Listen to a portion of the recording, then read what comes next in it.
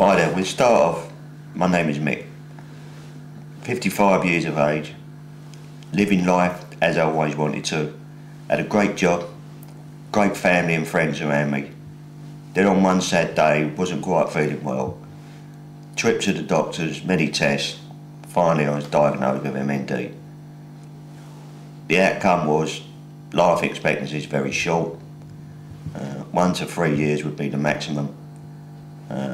Advised to pack up work, travel, make the most of what I'd left for me and my family. On the way back home from the hospital, me and Sue didn't say much, my wife.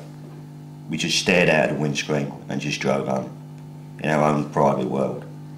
Once we got to our house, we just turned to each other and we just cried, because one minute you're healthy, the next minute you're not. And then you realise how precious it is. Like everything, we took it in, we sat and cried, and then we've got to tell the kids when they come home. They all just went to their rooms and never come out for a while. Then, as you do, you have to start thinking, how are we going to combat it? Do we give up? Do we fight it? I was a bit anxious at first, like everyone, because you think you're going to a hospice, and you think it's only where they care for very sick people, where I still had a very strong mind. Once arriving, it was very, very different to what I assumed. Like most people, I'd never been in a hospice before. The staff is always professional, but they supply the human touch with it. And the minute you walk in, you're not a patient, you're a person. For me, the day starts when I'm woken up. I have no use of my arms or my legs or anything. The nurses literally feed me, care for me, wash me, take me to the bathroom, get me dressed, put me in my wheelchair, and for the rest of the day, they make my life easier, they make my life happier, and many of these people are doing it on a salary where they could probably earn more in a local burger chain, but they do it for the love of the job and the care of the patients.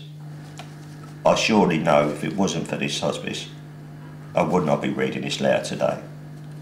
If I had to say thank you 1,000 times, it would not be enough. This is why I wanted to launch my appeal.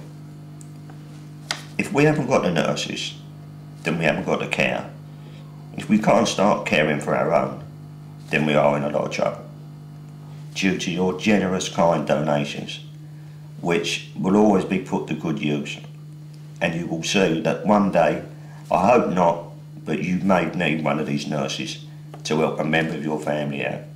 And I'm sure when next time you go out and you meet someone, ask them, have they known someone who's been in Bexley and Greenwich Hospice?